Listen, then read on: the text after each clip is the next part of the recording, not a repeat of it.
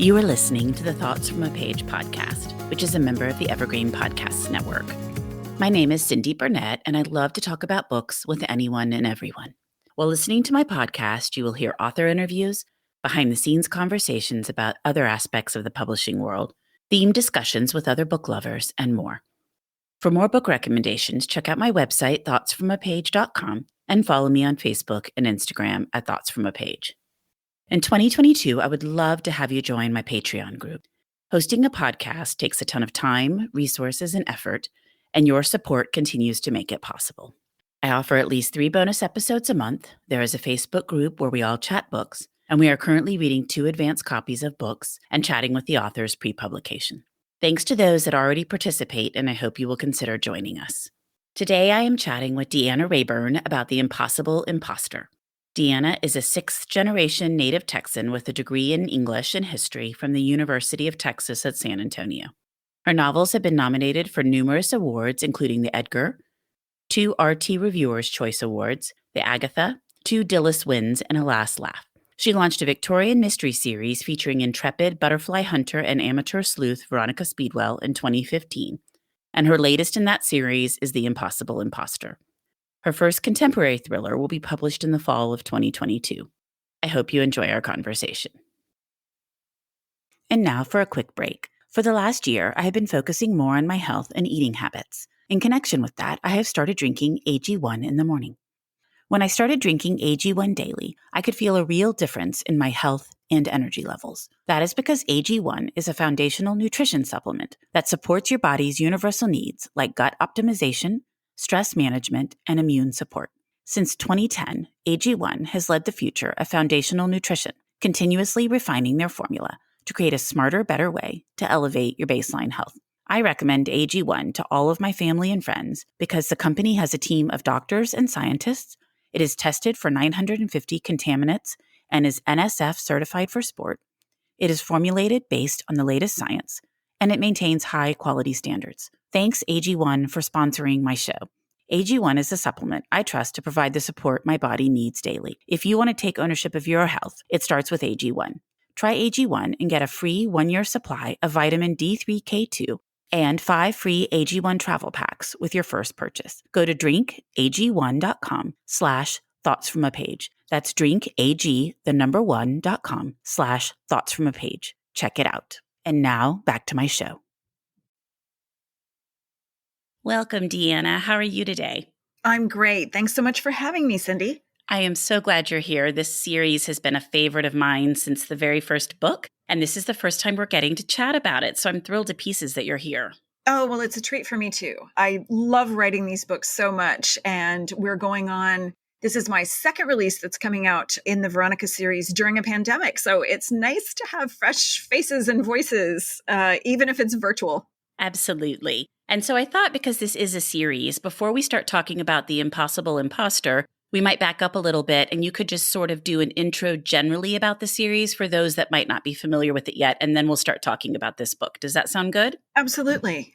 So the first book in the series is A Curious Beginning, and it follows the adventures of a butterfly hunter by the name of Veronica Speedwell as she kind of learns some things about her past that she never knew, dark and dangerous secrets. And she falls over a dead body or two, as you do, and kind of gets in the habit of solving murders. And she gets herself a dishy sidekick along the way and just has all sorts of improbable but not impossible adventures in Victorian London. Well, her sidekick is definitely dishy, and that's one of the things I want to talk a little bit about. Everyone wants to talk about Stoker. Of course they do. So I would love to know the inspiration for Veronica and then the inspiration for Stoker. Well, Veronica is one of those characters who kind of just sprang to mind fully formed. I graduated yonks ago with a degree in history and English, and my history degree at the time, I was at a university in Texas that didn't have a particularly huge history department. And so the history was kind of just really generally Western European, male-centric. It's what were the men folk doing? And, they were killing each other a lot. It was lots of wars, lots of battles, a little economics. And there wasn't a whole lot of discussion about what the women were doing. And so by the time I got my degree, I went looking for myself to go see. And I was really intrigued by Victorian female explorers. I thought that, the accounts of what they were doing, they were just so fascinating, because we think of Victorian women as being kind of repressed and prudish and sitting in the parlor tatting lace and pouring out tea for the vicar. But a lot of these women were doing some really, really fascinating things. Some of them were natural historians. Some of them were archaeologists. Some of them just traveled for the sake of travel. But they went all around the world. And when they traveled the world, they wrote letters. They sent back journals that they had kept. They held lectures where they talked about what they had done. Sometimes they did magic lantern shows. All sorts of really, really fascinating accounts of what they got up to as they traveled the world and kind of explored things that were new to them. And so I was so in love with all of these letters and journals and memoirs that I was reading. But there was one woman in particular I found really, really fascinating. And she was a lepidopterist, or butterfly hunter, by the name of Margaret Fountain. And she left journals, she left butterfly collections, and she talked at length and kind of in really surprising detail about her love affairs while she was traveling the world, because that's another thing we don't really think about Victorian women doing. And she had interracial relationships. She had premarital relationships. So she was kind of, indulging in these flirtations that went a whole lot further than flirtation. And, writing about it really, really frankly. And it was just such a refreshing and unexpected thing to encounter in my research that I thought, if I'm ever going to do a Victorian series again, I would absolutely have to do some character who's kind of an homage to Margaret, just because she was such a character. And that's how Veronica came about, just right there. I gave her a lot of things that are not in common with Margaret Fountain, but the idea of a lepidopterist who travels the world and kind of takes life on her own terms is very much my little love letter to Margaret Fountain. Stoker is kind of a different kettle of fish altogether. When I was reading about the Victorian female explorers, I came across a group of them who were natural historians, and that kind of overlapped into some reading about men who were involved in establishing basically museums the way we think of museums today. And one of them that I was really intrigued by was Carl Akeley. If you've ever been to the Natural History Museum in New York, you have been to the Akeley Hall of Mammals, which is named for him. And, they have these great little dioramas with these taxidermied specimens in them, which are absolutely fascinating. And they were kind of the invention of Carl Akeley. Nobody had really put these kind of animal specimens together with paintings of the backdrops of where they would have come from, and planted the ground around them with grasses or plants or mosses from where they would have come from. And so Carl kind of gave this really holistic picture of what an animal display should be. And at that time, natural historians who were putting together museums would go out and actually get the specimens themselves. They had to go into the field and hunt and taxidermy and bring everything back and put it up into a display. And I was just absolutely riveted by the idea of somebody who has to know every particle of their job from start to finish, and who is that completely immersed in what they do. Stoker's a little bit different. Stoker is at the forefront of the conservation movement. So he's not going out and killing trophies. That's how he started his career, but he's kind of had an evolution of his own. So he would rather just rehabilitate trophies and use them for education. And so he and Veronica are putting together a museum under the auspices of an earl who is very wealthy and very eccentric and has a lot of money and can put together a museum for the benefit of the general public. And the running joke throughout all the books, I'm writing the 8th one now, is that the museum is never finished. Like, they always find something else that they have to do. And so they're just working their way through decades and decades of backlog of all of these things being bought and stored, and they never really know what they're going to find. And of course, they keep getting distracted because people keep getting murdered around them, and they have to go figure out who the bad guys are. I was just going to say, I'm not sure that museum is ever going to be finished. which is fine with me because it provides a great plot line. But as you were talking about it, I was like, yeah, I think they've been working on it for quite some time.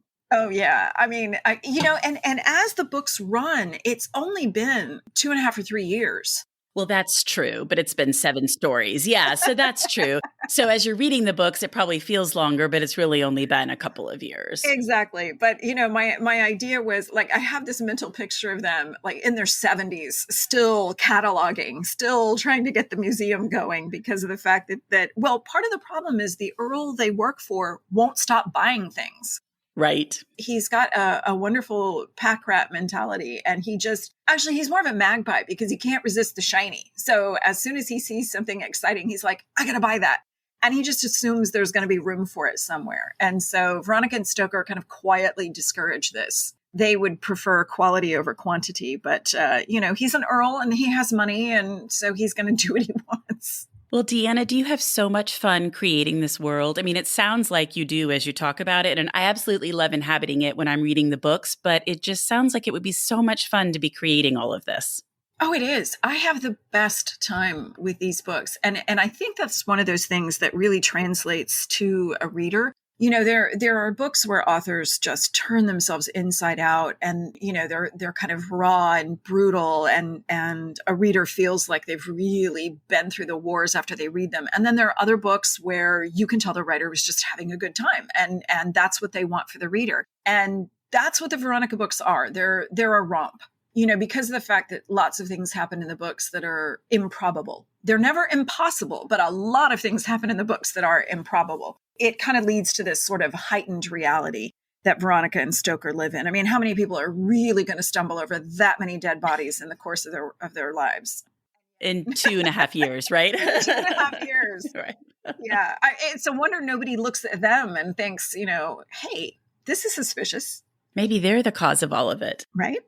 So now that we've talked a little bit about the series, why don't you tell me more about The Impossible Imposter?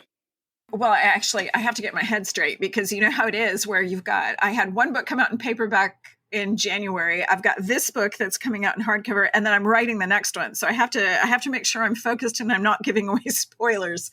Impossible Imposter takes place mostly on the Devonshire moors, which anyone who's read Hound of the Baskervilles will understand exactly why I wanted to set a book there. And this time, Veronica is asked to go and give a little help to the young ward of her sometime friend and sometime nemesis, Sir Hugo Montgomery, who is the head of Scotland Yard's Special Branch. And Special Branch is tasked with, among other things, looking out for the interests of the royal family. And Veronica has a somewhat semi-legitimate connection to the royal family. And so she's kind of always operating on the fringes of their world. But this case is personal. This case doesn't have anything to do with the royals. This has to do with Sir Hugo Montgomery kind of needing a little bit of help because he's got a goddaughter who's not terribly happy, and he has a puzzle that he is hoping Veronica can solve for him. There is a young man who has turned up, purportedly a missing heir to a landed estate and a fortune, and Veronica might be able to figure out if he's telling the truth or not. I loved the setting, as you referenced earlier. I thought it was fascinating, the bogs, just kind of learning about all of that. But I also love the storyline and the connection to Veronica and the personal aspects of it. Yeah, well, without giving too much away. Right, exactly. I'm really trying to tiptoe around spoilers here. Yeah, part of the reason I wanted to do a book set on the moors, all of my books have some sort of nod or Easter egg to something that I love or something that was formative for me. And the very first proper mystery I ever read was Hound of the Baskervilles. I think I read it when I was probably 6 years old. There were these great illustrated classics editions that were abridged for kids. And so it was my first exposure to, kind of proper detective stories. And I absolutely adored it. And that one it's still to this day is my favorite of the Holmes canon. And it's just such a kind of evocative, eerie place and a fascinating setting. But honestly, the real reason I wanted to put a book there is because I'm very active on Twitter. I love Twitter. And one of the things that we joke about is the fact that if you are Gen X, like I am, you really thought quicksand was going to feature a lot more in your grown-up life than it has. Because when we were all kids, quicksand was terrifying. Like, it was the thing that was on every TV show. Somebody would fall into quicksand and they were absolutely, totally 100% going to die. And so I remember thinking, okay, well, I want a quicksand type setting, just kind of because we keep joking about the fact that it would be absolutely terrifying just to kind of find the earth giving way underneath you and not be able to extricate yourself. So I thought, you know what? Veronica needs to experience that, and how would she handle herself if, because she's a seasoned world traveler, she's a natural historian, she's been around the block a few times. So, would she fall in? Would she skirt it? Would she, how would she throw someone in? Probably Stoker. I don't know. Yeah, so that was great fun. And then in not actually every book, but probably every other book, I like to deal with a few elements of Stoker or Veronica's backstory and kind of dole it out in small pieces. And so really just a couple of pages in, we get an idea of how this person may have encountered Veronica previously and why Sir Hugo thinks she would be helpful and why he has singled her out to go and help him with this. So I don't think that's probably giving too much away in that regard. But, Veronica alludes a lot to a very, very interesting past. We know she's been kidnapped by bandits. We know she's been in a shipwreck. We know she's been in a volcanic explosion. We know she's, made all sorts of interesting friends. So I thought it might be fun to kind of introduce one of those elements and see if we could get another little glimpse into where she's come from and what she's seen on her travels. I really liked that. Yes, I wanted to make sure it's spoiler free, but I just really liked the way it all resolved. I was totally intrigued, and it kept the pages turning very quickly. Oh, I'm very, very glad. I'm very glad to hear that. So do you have a huge spreadsheet or map on your wall or, something or another that helps you keep up with all of the different plot lines, what you've done in earlier books, ideas you have for the future? How does it work for you to try to keep it all straight? Oh, no, I'm not that smart. No, like a smart and organized and prepared person would have that. And I do not. No, not in any way, shape, or form. Okay, you're writing this one and you're thinking, well, what exactly have I said about Veronica before with regards to such and such? Do you then have to go back to your book and look, or how does that work? Yes, that's what I do. And actually, readers do a much better job of remembering what I've said than I do, because I put a book out and I'm on to the next one. And I don't reread them and I don't listen to them. Although, we have just stupendously good narration by Angel Masters for the audio versions. But I will put out a call again on Twitter and say, hey, does anybody happen to remember, it's another ongoing joke that my characters keep acquiring dogs. Sometimes I'll throw it out and say, does anybody remember, is this dog female? Okay, that is so funny. And they will give me, they will actually screenshot the exact page for me and say, well, in this book, this is what, and they know it immediately. They're awesome. I rely upon them hugely because they're fantastic. I had actually written another Victorian series that I think was 5 books long before this, the Lady Julia Gray series. And there is a series Bible for that with only 5 books in it. And yet I've got this, I'm writing my 8th book now, and I still haven't done a series Bible. And at some point you just kind of feel like, no, it's too late. It's too late. It's too much information. The ship has sailed. I'm just going to have to keep doing it the way I'm doing it and hope for the best. But I mean, that sounds like it's working really great to just crowdsource. Way faster than going back and rereading your books for you, I'm sure. Readers are incredibly generous people, and they will fix on something with regard to a character, and they will remember it in a way that you can't if you're trying to just constantly have this big picture and move on to the next thing, because they're able to just do this laser focus attention on details, which is magnificent, and I love them for it. I also think you've created a unique series. There's not really anything else like it that I can recall. I mean, nothing I've stumbled across ever. And 2 really likable characters. And so I think when you put all that together, you're going to have a lot of loyal fans who are very invested in the series. Oh, I am just the luckiest person on the planet. I have amazing readers, and they're just incredibly kind. And I love the fact that they're kind of on this little Veronica journey with me. And what I want for them when they pick up a Veronica book is for them to have a good time. And for them to, whatever is happening in their life, whether they just need some relaxation or whether they're going through something and they need the escapism, whatever it is, that they find that they have some time that's just them and just these characters, and that they thoroughly enjoy what I've done for them. Well, I think they definitely do. And I think we're all going through something these days. So having a book like this is wonderful because it literally can just take you to another place in time with super entertaining characters and see what's happening with them currently. Well, I mean, I think every writer is first a reader. So I understand exactly how important it can be. And I know, for the past 2 years, almost, it's been incredibly essential for me to be able to escape between the pages of another world and just get away for a little bit and kind of immerse myself in something that isn't here and now. And I know how much I appreciate other people's work in that regard. So the fact that, I can do that for folks just makes me really, really happy. Well, you definitely do. Deanna, your covers are just stunning. I have loved them from the beginning. And it's always so much fun to see what the latest book is going to look like. Do you have any say in this? Do you contribute anything? How does that work for you? I don't at all. I am not responsible for the covers. That is down to the glorious art department at Berkeley Publishing. And the very first Veronica book had a different type of cover for the hardcover release, and they wanted to change up the packaging. And so they came up with this format for the paperback release of A Curious Beginning. And as soon as I saw it, I knew they had absolutely hit it out of the park. And so they have just continued with this format for all the rest of the Veronica books. And, it'll come about months before the book comes out that my editor will send me an email and say, okay, I'm getting ready to brief the art department.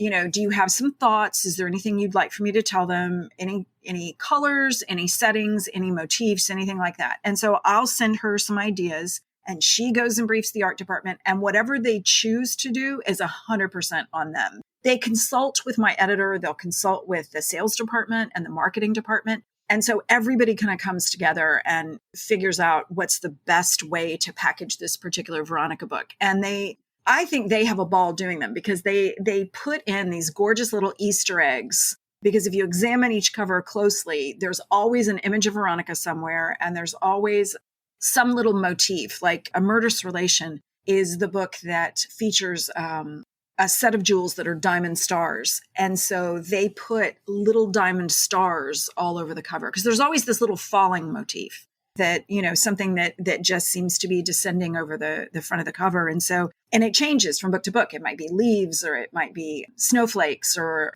as in the case of that book, the diamond stars. And I think they really have a great deal of fun figuring out what motif to use. And, I was very surprised when I saw An Impossible Imposter, because they asked me for ideas of color. And I said, well, we haven't done a purple one yet. And they ran with it and came back with this, lovely violet cover. But they always choose a really strong contrasting color for the font, for the title, for my name. And I was so surprised when I saw this one, because it makes them look very, very fresh and modern, even though they're historical books. And I think the message that the art department is trying to send is, yeah, these are historical, but they're very accessible and they're going to be fun. And for those of you who are reading closely and you see, hey, there's a dog here. Yes, there's going to be a dog featuring this book, or, there's going to be a hot air balloon ride or something like that. So I love that they put little secrets in the cover for the kind of little teases for the reader as to what's going to be happening in the book. I'm going to have to go back and look at the hardcover for your first book because I don't recall ever having seen that. I know I picked up the series with the covers that they currently have now, so I must have grabbed it as a paperback. But when I worked at Murder by the Book, one of my favorite displays would be when you were coming for a signing and we'd have all of your books up front, as you walk in the store to the left, because they're all so stunning. And just to have them all in a line there together, and they would never stay on the shelf for very long because everybody was always buying them up.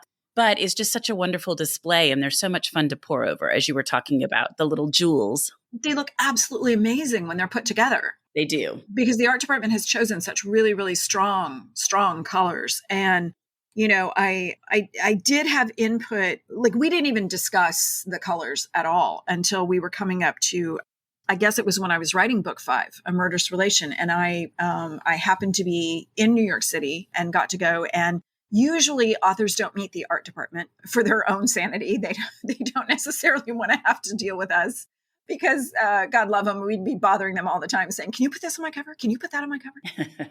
My publisher had actually thrown a party for me because I was lucky enough to get an Edgar nomination. And so the art department came to the party, and I got to tell them to their faces how much I love the work that they're doing for the books. And, it's one thing to send thank you messages through my editor, but it was something else to be able just to tell them, right there, immediately, face to face, you're amazing and you're doing incredible work. And I thank you for it. And they were so lovely and gracious. And they said, well, have you given any thought to a Murderous Relation? And I said, it feels like a book that needs a black cover, if that's possible. And that's all I said. And then, a couple of months later, the cover's mocked up and it's black with red and silver accents. And it was stunning. And then after that, the colors that I have suggested, they have very, very kindly given me. But I think after Impossible Imposter, I'm going to just have to throw myself on their mercy because we're running out of colors. Exactly.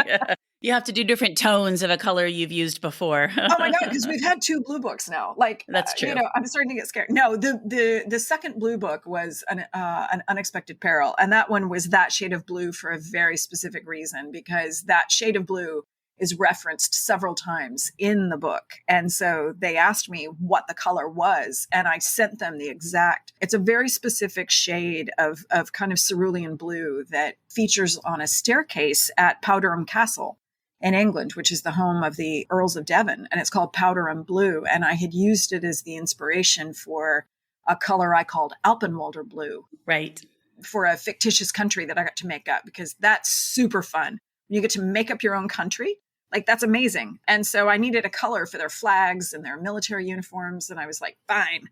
So I gave him this gorgeous shade of blue. And the art department was like, yes, and ran with it and put that on the cover. So, but at this point, like, I'm kind of running out of ideas. I'm getting a little bit nervous. So I'm going to have to just throw myself on their expertise and let them come up with what we do next, I think.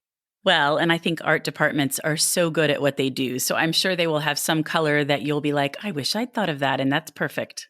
Right? Like when we did An Unexpected Peril and it's that beautiful cerulean blue, I would never in 1,000 years have thought of using tangerine for the text on the cover. And yet that's the color they went with for the highlights. And the way it pops against that blue, which makes perfect sense. I mean, they're opposite each other on the color wheel. Would I have thought of it? No, I would not, which is why I'm not the professional.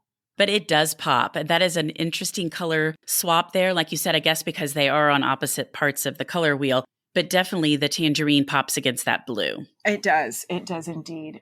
All the covers kind of feature that, where there's an unexpected choice that they've made for the secondary color that they've just honed in on exactly what would contrast most effectively with the base color. And again, I think it sends a message of, this is going to be an unexpected book. This is not going to be, your regular Victorian murder mystery that's kind of staid and decorous and what you expect. That it is definitely not, in a very good way. Thank you. And then you have another book coming out in September. Do you want to talk about that book? I do. And I am so stupidly excited about this book. I can't even. It is called Killers of a Certain Age. And it is about 4 assassins who've worked for an elite organization who are on the cusp of retirement. They are 60 years old and realize that their organization is trying to take them out. So they have to band together to survive. And they are all women and they are all badass. And I am just beyond about this book. It's the first contemporary that I've ever done. And so it is a huge departure for me. But my husband says it reads like my Twitter feed, which is hopefully a good thing.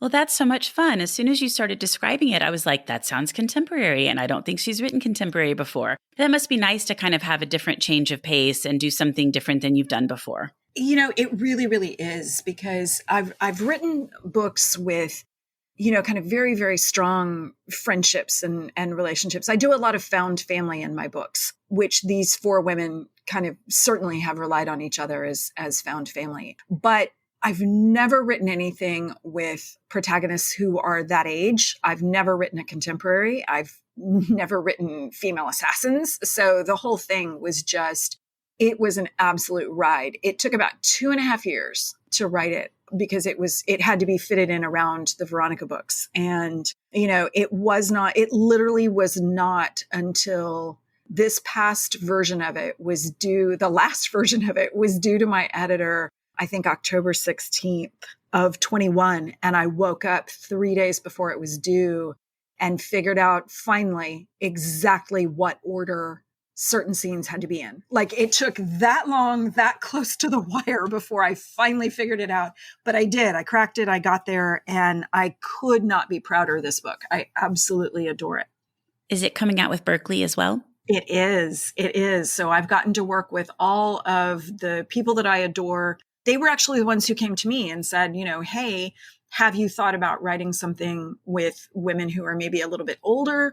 And I said, I love that idea. And they were like, great, you can literally write whatever you want. And so I pitched them an idea for a contemporary and they said, oh my God, we thought you would want to write a historical. And I was like, no, if I'm going to do different, let's go all the way. So it's, different tense, different POV, different time period, everything completely. I have no comfort zone left, Cindy. I have no comfort zone. I was pushed so far to the wall with this one that when my editor called me to tell me that she loved it and this final version was there, that I had done it, I literally just started like heaving sobs on the phone because I worked so hard on it and I had so much fun with it, but I didn't want to kind of sit in a space where I felt super confident. I wanted to just try my damnedest to do something that was going to stretch me as far as I possibly could, which I would not have been able to do without a super supportive team behind it. I had my editor, I had another editor in the house was working on it as well with her. And, my editor's boss was in on all of this. So there, every time I really just kind of needed a boost of confidence or this part is great. This is working. Keep this and go, push that section further because you've got this part great. Those little pep talks and that kind of cheerleading really, it means the world when you are doing something creative and kind of at your core, you're like, but can I? But, can I do this? Am I doing this right? Am I doing this well? And so having that kind of in-house support was really, really key to getting this book where I wanted it. It was a ride. It was an absolute ride.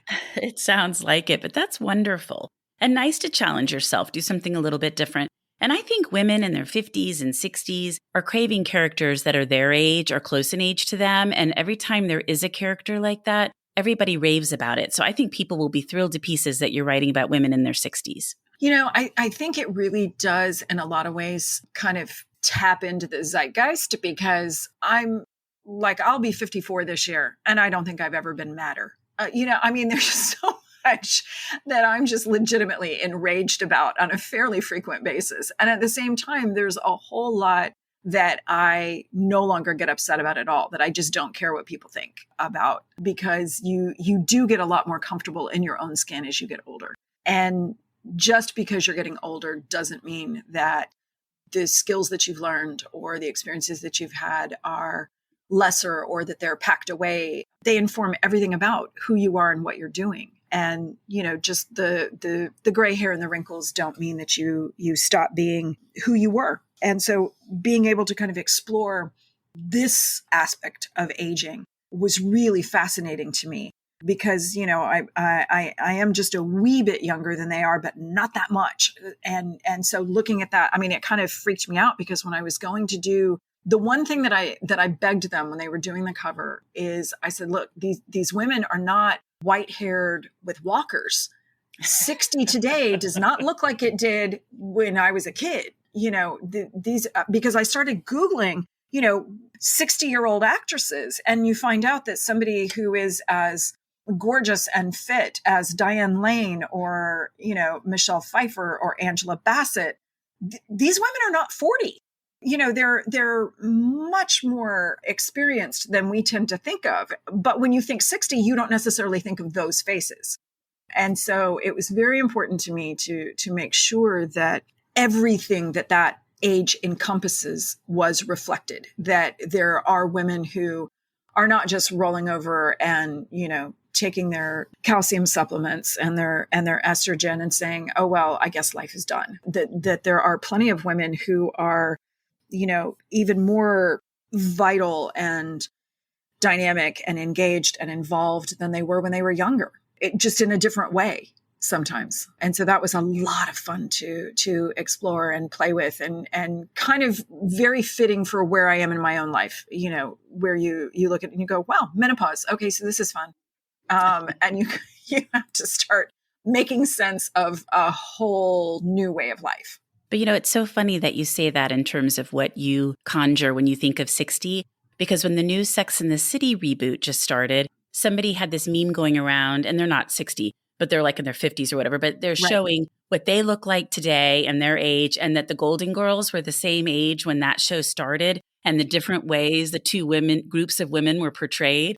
And I thought, oh my gosh, like how far we've come, And so, but it's great you're making sure that is portrayed the way it should be as well. Yeah, I saw that meme too, and it really blew my mind. And I was like, oh man, I hope we get some of these memes when the book comes out, kind of comparing them, because they really are, these characters were such fun to write. And it was just a fascinating journey for me to kind of dig into who they would be.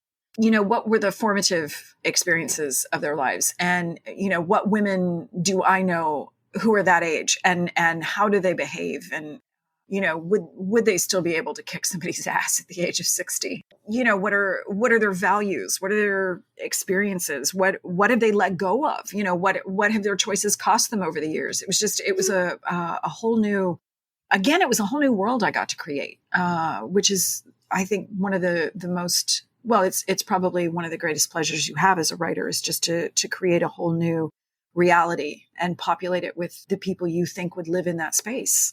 Well, I need to make sure I'm on the list for that one because it sounds great. Well, before we wrap up, I would love to hear what you've read recently that you really liked. I literally just 2 days ago finished a book called Swan by Georgina Pascoguin, who is the first Asian American soloist with New York City Ballet. It's a memoir, and it was she's called the Rogue Ballerina because she, speaking of badass women, and it was hugely enjoyable because she really digs into like what it costs you to be a dancer with a professional company. So I love reading memoirs by women who live very, very different lives than I do. But there were a lot of things that I could absolutely relate to because, she's in a creative occupation. She's an artist. And so there's a lot about her journey that kind of really makes sense with me, to me. And I thought it was a fantastic read. My treat for when I finish what I'm working on now is I get to dig into Restless Girls by Rachel Hawkins. And we're Twitter pals, and I absolutely adore her. And she wrote last year's The Wife Upstairs, which was kind of a modern retelling of Jane Eyre. And now, for months she was on Twitter going on about Restless Girls because it was supposed to be, did I say restless? It's reckless. Because it was supposed to be her murder boat book. And I don't think you can possibly oversell how exciting a murder boat book could be. So what's a murder boat book? Why is they're on a boat and there's a bunch of murder? Yes. It's exactly what you would want it to be. And it's Reckless Girls by Rachel Hawkins. And it literally just came out like 2 weeks ago. I love the cover on that one. It's all the flowers, right? Yes. It's this gorgeous, bright, bright, bright yellow. And it kind of echoes the style of the cover that she had for The Wife Upstairs. But this one is, I'm super excited to dig into it. And I am keeping it as my special treat for when I finish what I'm working on now. So it's my carrot for getting through what I'm trying to write right now. Well, that's a good way to do it. Your reward at the end. Absolutely. Well, Deanna, this has been wonderful. I have loved your series forever, and I'm thrilled to pieces that we finally got to talk about it. And I can't wait for everybody else to dig in and then make their way to the impossible imposter. Thanks for taking the time to come on. Absolutely my pleasure, Cindy. Thank you so much for having me. Thank you so much for listening to my podcast. If you like this episode, and I hope you did, please follow me on Instagram at Thoughts From a Page. Consider joining my Patreon group to access bonus content. Tell all of your friends about the podcast and rate it or subscribe to it wherever you listen to your podcasts. I would really appreciate it. The book discussed today can be purchased at the Conversations From a Page bookshop storefront, and the link is in the show notes. I hope you'll tune in next time.